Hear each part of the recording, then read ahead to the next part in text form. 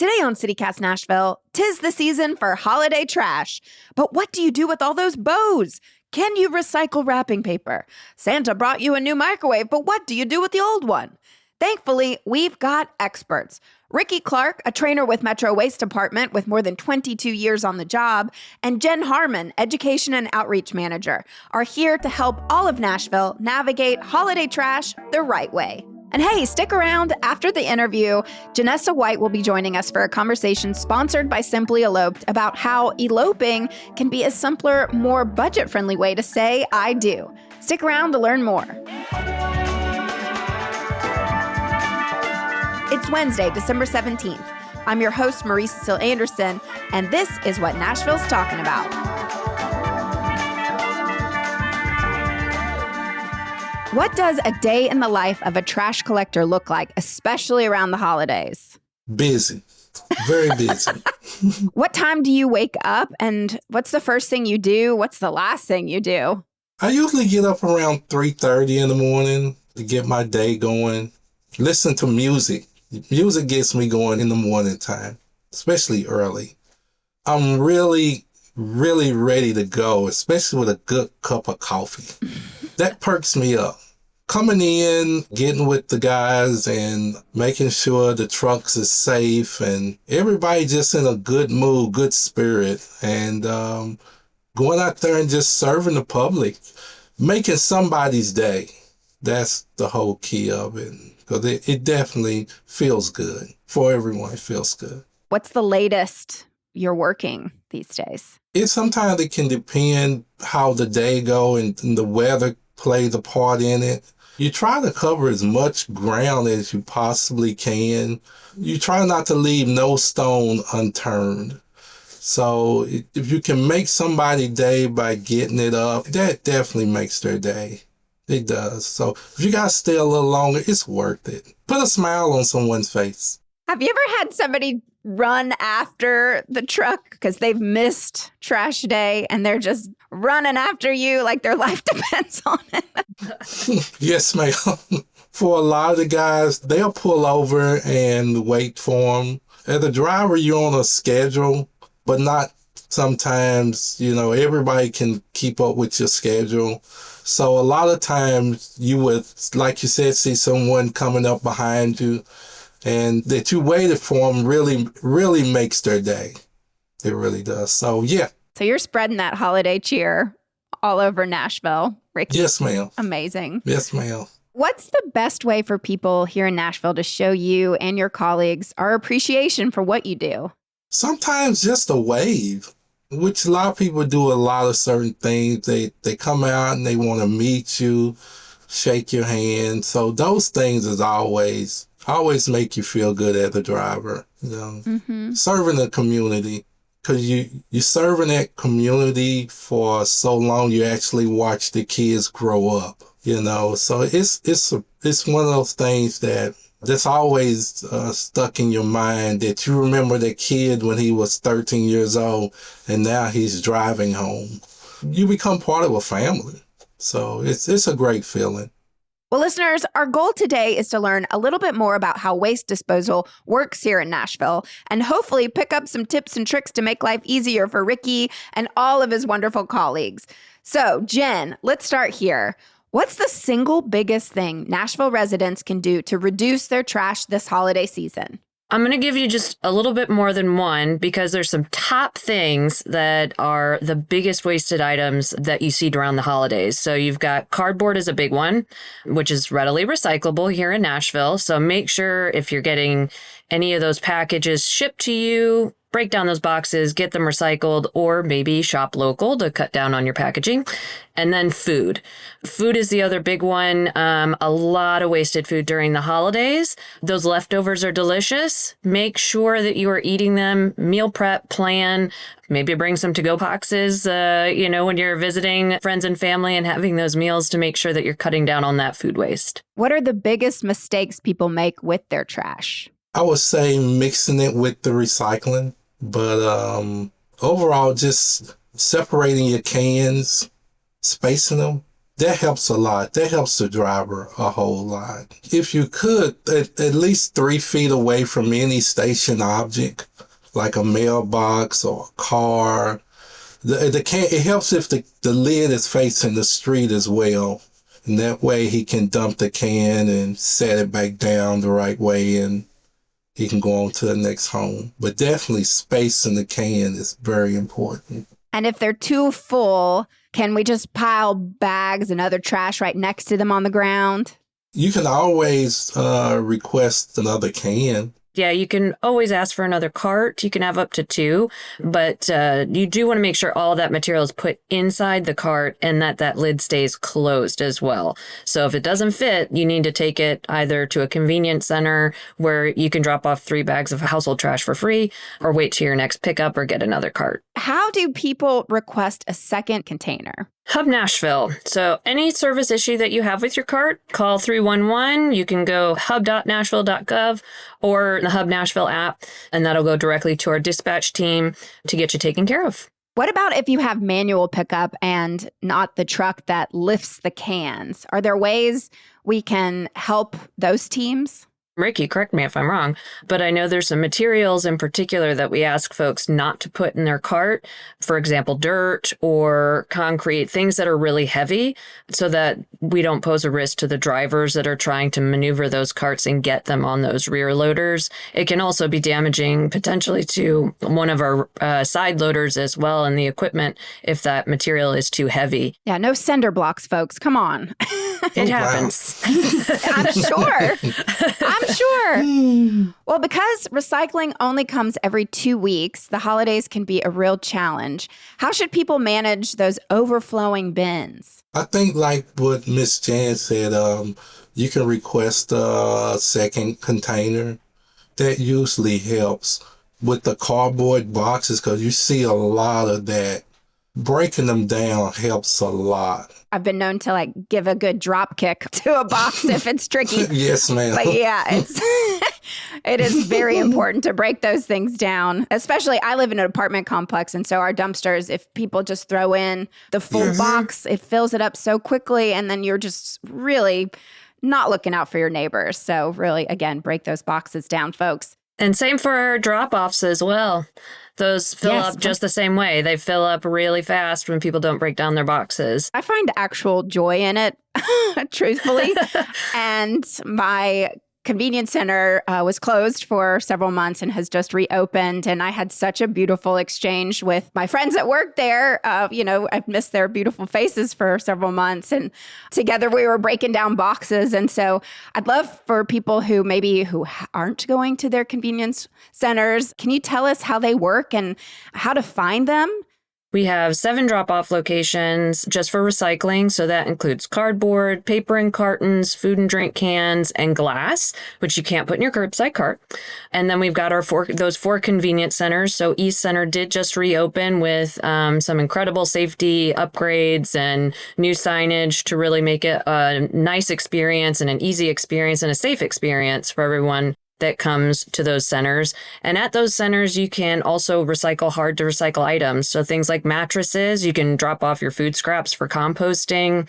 You can recycle all your electronics, which is important for this time of year. Holiday lights, for example, we take those and recycle them. And that's at no charge to Davidson County residents. So say you're putting up your tree and you've got broken lights, bring them to us. We'll recycle them. You get a new TV for Christmas. The old one's broken, bring it to us. We can recycle those things as well. So you can find that information on how to find those on our website at wasteservices.nashville.gov.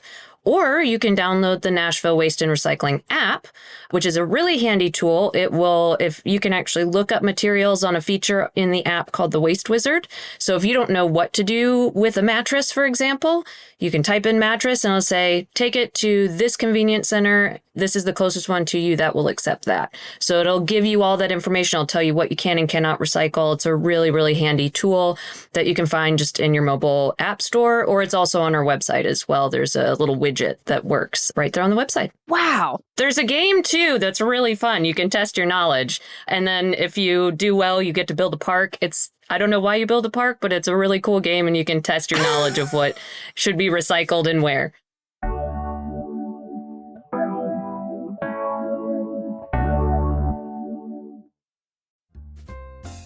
holidays are the perfect time to give something personal. But who actually has the time? With Aura Frames, you look like you planned it all along.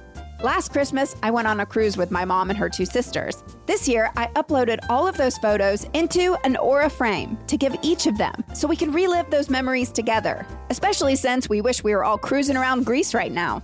Every frame comes in a premium gift box with no price tag, and I even got to add a personalized message to each one. You can't wrap togetherness, but you can frame it. For a limited time, save on the perfect gift by visiting auraframes.com to get $35 off Aura's best-selling Carver Mat frames, named #1 by Wirecutter, by using promo code CityCast at checkout. That's auraframes.com, promo code CityCast. This deal is exclusive to listeners and frames sell out fast, so order yours now to get it in time for the holidays. Support the show by mentioning us at checkout. Terms and conditions apply.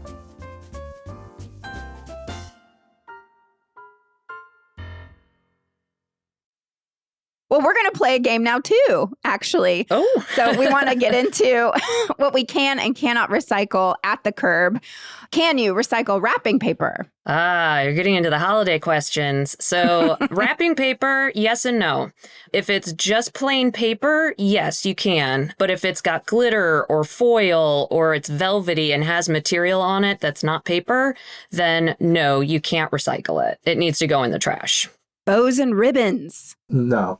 You cannot recycle bows and ribbons, but you can always reuse them. I reuse bows and ribbons year after year after year after year. So consider that, or consider getting some kind of, if you find like maybe a paper type ribbon that's not made of like foil and glitter and plastic, that might be able to be recycled. So look at other options and always think reuse.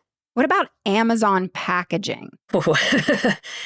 Well, there's so many different types. I will say packaging has gotten better. If it says recycle this like a cardboard box, I don't love that messaging, but you can recycle it in your curbside cart. But any of those bubble mailers that you get, styrofoam is something that needs to go in the trash. Can you recycle the giant box your new TV came in from Santa? Oh, absolutely. It's cardboard. Just break it down. The more you can break down large items, I would say bigger than a pizza box, it helps to process it in the truck. That definitely helps the driver. Do you have any pointers for listeners when they are trying to break those huge boxes down when they're like stapled together? Be careful and be safe. And the staples themselves are not, they're not an issue for the recycling process. So don't feel like, and same with tape, like don't feel like you've got to get every last piece of that off of your cardboard. It's going to be able to come out in the recycling process. But it's a fun project for children during the holidays. There you go. I say. What about easier boxes like pizza boxes? Can those be recycled? They can, as long as they're not too cheesy. Most pizza boxes are pretty clean these days, or they have a liner. So if there's some grease stains on them, it's not that big of a deal. I mean, if it's sopping with grease and cheese, like we don't want all of that food. That is a contaminant. What about my favorite thing, wine bottles? Not in your curbside cart. Make sure you're not putting glass curbside. Right now, our processor does not have the ability to remove glass when it's mixed with all of that other material. But we do have 11 locations, so those 7 drop-off sites and 4 convenience centers that you can take your glass. I will say remove caps and corks. If you don't, it's not the end of the world, but you'll get a gold star from me if you remove caps and corks, but don't worry about the labels. They're just fine. What about Solo cups? Everybody's using those during the holidays. They are not recyclable. When it comes to plastic bottles, jars, and jugs. That's it. So that's anything that's got a neck and a cap. So that's your peanut butter jars, your laundry jugs, your milk jugs, Coke bottles and things like that. But anything that's not a bottle, jar, or jug, so if you look at it and you're like, this is plastic, it's got that little symbol on it, but it's not a bottle, it's not a jar, it's not a jug, don't recycle it. And if you're ever unsure, we always say just when in doubt, throw it out. It's better to not contaminate the stream and just recycle good, clean recycling. Use reusable cups. Wash the dishes, that's what I say. Christmas trees. What do we do with them after the holidays? Well, definitely for the plastic fake ones, do not recycle them. I doubt Ricky wants those in the recycling truck. No, ma'am. So fake ones you can always donate, or they do need to go in the trash if they are just like out of complete use. Usually they last about 10 years. And then real trees, there's lots of options. So if you have quarterly brush collection, they are collected with brush. Just make sure to take off any tinsel, any ornaments, any holiday lights, because it's going to be chipped up like the rest of your brush. So you don't want any of that stuff left on the tree. And then the list is not out yet, but the Nashville Department of Transportation does a Christmas tree drop-off program. So for those that don't get brush collection, or maybe your brush collection is not as soon as you'd like it to be, you can take it to one of those drop-offs, and it's usually open through February. But don't quote me on that, but they'll have the list out soon for those drop-off locations. Are there any hazardous items that should absolutely never go in the trash? And where should we take them then? I would say household appliances, microwaves, things like that. Things like that definitely need to be taken to the convenience center. Any type of electronics, blenders, things like that. And the batteries as well, the lithium-ion batteries especially. So a lot of those electronics have those lithium-ion batteries that we have seen become so prevalent, including in little vape pens. That's become a huge problem. So putting those in your trash, that is the number one cause of fires in trucks, at landfills, at recycling centers. Those lithium-ion batteries, they could catch your cart on fire, which we've seen before. So definitely keep those electronics out, keep the batteries out. Both of those can go to our convenience centers and we can properly manage them for you. What about knives? What do I do with my knives if they're so dull and want to throw them out? Oh, that's a good one. So sharps, anything, because there's also like medical sharps as well. So anything that could poke, even glass, you want to wrap. You can do a couple things. So like sharps, like a knife or needles, you can put in a container, some kind of container that then you screw the cap on and it stays contained in that container so that it's not going to puncture through the bag. And then for like broken glass, you could also wrap it in like a paper or something that's going to prevent that glass from poking through. So you just want to make sure you're protecting that material from potential exposure to a driver. You know, think about, Ricky and all of our crew are out there every day, and say they're putting some material into the truck and a bag falls out, they have to pick it up, and we don't want them exposed to those potential dangers. So that's a really good one to make sure that you're properly taking care of those and not allowing them to be exposed to our drivers. Yes, we're going to keep Ricky safe. That's the goal, right? Yes, ma'am. Yes, ma'am. A lot of households during the holidays generate extra food waste. How does composting work here in Nashville? We have a number of compost options. So we have at all 4 of our convenience centers, we do have drop-off composting service for all residents in Davidson County at no charge.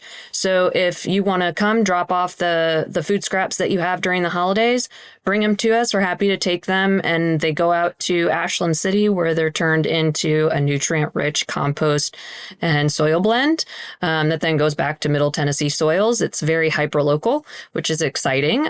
We also offer programs on how to learn how to compost in your backyard. We sell backyard composters. We do a lot of giveaways for backyard composters with those education programs. We also have a not very small. It's a 750 household pilot program for curbside food scraps collection. So that's something that we've had going for a couple years that we're hoping to expand. So we're in the kind of data analysis phase of that, but hopefully able to bring that to more residents. And then you can always pay for a private service. There are multiple companies that do collection at your curb. So lots and lots of options. All of those are also available on our website too as well. And what should we do with the turkey grease? Turkey grease. Ricky, do you have advice for this one? Well, try to, if you can, probably limit as much turkey grease as you can. Like Jan said, if you can secure it in some kind of way where it wouldn't get everywhere, or even, on your driver or something, it's a good idea to secure it the best way you can. You can also, I just wanted to note too, so if you put it in a jar and save it with any of your used cooking oil, we do have cooking oil drop off at our convenience centers, and cooking oil actually gets recycled and gets reused. So we have a vendor that takes it and does something with it. So you can always do that as well. You guys are really teaching me a lot today. Ricky, we want to know more. What have you learned about Nashville residents based on their trash? It's good to see Nashville residents using more recycling than trash. Because the more you recycle, the less trash you have. That helps in the long run a whole lot, and for your home. So I definitely, the more the public get educated and learn about these things where they can do more recycling, it definitely helps. What's the weirdest thing you found in someone's trash? Oh, wow. Oh, man. There's probably a lot. Yeah, a lot of different things. A lot of it just goes back to safe, because you do run across a lot of things in there. The driver, you're trying to be as safe as you possibly can, like loose things, water hoses, things like that will fall on the side of the truck. As a driver, you have to get out and try to do the best you can and be safe about whatever you're doing. But the strangest thing, oversized items like microwaves, things like that as a driver you can't catch. Okay, so microwaves and other big items are a problem. How does bulk pickup work? So bulk pickup is done actually by the sheriff's office. So you would call the sheriff's office and they would come and pick it up. I think there's a certain number of times you can call them a year to do that. But then we also collect bulk at our convenience centers. So you can't just set it out the side of the road and hope that it's going to get taken care of. Now, if there's some illegal dumping of large bulk items, you can also report that to Hub Nashville, and the National Department of Transportation will come out and help collect that material as well. The sheriffs do. We've got partners. That's wild. Yep. Amazing. All of us working together. I love that. Synergy. Well, Jen, are there any ongoing programs or community initiatives that we can participate to continue reducing waste year round? Yeah, so a couple of resources for folks. One, of course, those convenience centers. They're really handy resources. The majority of it is at no charge to Davidson County residents. So, get on our website, look up what you can bring to a convenience center, download the app. And then we also do a lot of programming. So if you've got a neighborhood group that wants a presentation, you want to learn how to start composting, you want to learn more about how to recycle right, or anything really trash related, we have a whole team of folks that go out, and you can request a presentation by emailing us at recycleright@nashville.gov. And we're happy to come out to do neighborhood groups or whoever is interested in one of those presentations. We also have some online webinars that we do, and we have giveaways for those online webinars. It's Metro Nashville Network's YouTube page. There is a waste services playlist. And on that playlist, there is the Dirt on Composting online webinar and the Recycle Right online webinar. If you watch the webinar and then there's a quiz that's linked in the description, you take the quiz, and every single month we do some swag giveaways for the recycling presentation. We've got some great things like reusable utensils. So they're like little bamboo to-go utensils, so you don't have to get single-use plastic. Or for the composting presentation, we give away 2 compost bins, backyard compost bins every month. So there's lots of ways to get involved. And if you have other programs that you're looking for some help in terms of recycling and composting, like I said, reach out to that email address. We also have resources for individuals, for businesses, for developers, for event planners, for educators, how to reduce waste in those spaces and how to teach about recycling and waste reduction. So that's right on our community resources section of our webpage. So reach out. We're happy to get you more information, get you what you need. Learning about trash is cool, y'all. This has been so fun. It is. I gotta go. I'm gonna go download that app and play the game right now. I'm so excited. Thank you both. I've learned so much. And folks at home, you better take note and follow all these tips and tricks for this holiday season. Yes, ma'am. Thank you. And hey, don't go anywhere. In just a second, we've got a segment sponsored by Simply Eloped. Executive producer Whitney Pastrick is chatting with the GM, Janessa White, about how eloping can be a simpler, more affordable way to get married without sacrificing the fun or meaning. Hey, y'all, it's CityCast Nashville executive producer Whitney Pastrick here with Janessa White, the general manager of Simply Eloped. Hi, Janessa. Hey, Whitney. Can we start with the easiest question, which is, what is Simply Eloped? If we must. Simply Eloped is the largest elopement provider in the United States. So we do all of the planning for ceremonies with 20 guests or less. We're in 37 destinations around the U.S. We have a vendor network of over 850 amazing vendors. So essentially, you choose your date, destination, and package, and we do the rest. We love our big Southern weddings here in Nashville. And I think for a lot of parents, elope is a dirty word. But why should a couple choose to elope? And why should they choose Simply Eloped to do it? So actually, you touched on something very interesting, which is that the term elopement to your parents means something very different to someone who's in like Gen Z. So let's just start there if that's okay. So for us, an elopement is a high quality, intimate, personalized ceremony with your clan, like 20 guests or less.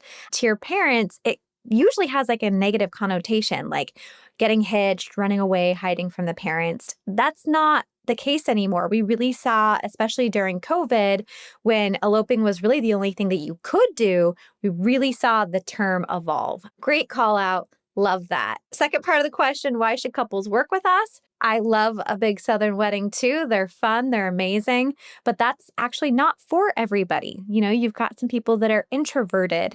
I know, especially right now, budgets are really tight. It might not be intuitive, but sometimes planning a wedding can feel like another part-time or full-time job. You know, a lot of people just don't have the time or the fortitude to embark upon wedding planning. So the reason why Simply Eloped is special is, you get the autonomy and the beauty of personalizing your ceremony script, choosing your date, destination, package, finding a venue that really resonates with you. But you might not want to do a lot of the administrative planning, and so we vet the vendors, we coordinate your big day, we coordinate the permits or the venues, we tackle it so that you can do what we think is important, which is show up and celebrate the love between two people. Okay, so we're not sneaking off to get hitched by an Elvis impersonator in Vegas anymore. I mean, you can. You can. Not that there's anything wrong with that. So let's say my friends are looking to have this more intimate ceremony. They really, really want to do something that's special and personalized just for them. Can you walk us through the process? So essentially, you come onto our website, ensure that we're in one of the destinations that you're excited about. So that could be Hawaii, that could be Colorado, Las Vegas, New York City. One of my favorite destinations is Savannah, Georgia. You talked about like that. We're also set up in Nashville. So we are all over the U.S. And then once you choose your destination, you would come and look at the venues that we have available. We do a lot in city and national parks. We do have a lot of relationships with private venues as well. So we've got like a nice gambit. You choose the services that you want, officiant, photographer, hair, makeup, florals, etc. Put your customized package together, put a deposit down, and then we take off on the planning cycle. And I know this is going to be a question for a lot of folks here. Are these non-denominational services or can they be religious as well? That's a great question. Because we do personalize everything we do, we have been very mindful about choosing officiants that are comfortable with the entire spectrum. So if you want a specific religious ceremony, we do a lot of mixed religion ceremonies. We do a lot of very like Celtic, like there's jumping over the broom or like the wrist tying. So there's a lot of traditions that people can fold in. But I guess the short answer to your question is whatever they envision, we're happy to accommodate. You and I talked before we started this interview about how neither one of us is married. But if you were to pick one of the Simply Eloped destinations for yourself, what would it be and what would it look like? So I actually live in Idaho, and we've got some really, really special mountains and lakes. And so I'd probably get married locally in the remote mountains with no one around, maybe some deer, maybe some rabbits. But yeah, that's the direction that I would go. And I'm sure you've been to plenty of big weddings yourself, as have I. What's the difference in the vibe for you as a guest attending a Simply Eloped ceremony? Like, how can this be good for these people's friends and loved ones, too? I think it's actually like such a special thing to be a guest to a ceremony with only 20 guests. Like, it's so intimate. You feel like so much more of a participant. You feel like more of a witness. I think that like the experience is special for you too, because if there's a rainbow in the backdrop or an animal that attends, like that's a moment you get to share in. So I think that like it's such a special and like high honor thing to be invited to something with like 20 or less people as opposed to 200 or less people. So I'd say infinite difference. Whitney, I'm going to kick back to you the same question. If you were to get eloped, what would that look like for you? Oh, I'm going to Vegas with the Elvis impersonator, baby. No question. Good for you. But I love this. And it is true that my favorite weddings I've ever been to are the ones where there were like 12 of us standing on a mountaintop. So folks at home, if you're listening to this and you're thinking this might be the right thing for me or for my friends who are currently stressing out about how the hell they're going to pull their big wedding off, check out simplyeloped.com to learn more. We'll have that link for you in our show notes as well, so you'll be just a click away. Janessa, thank you so much for being here. Thank you, Whitney.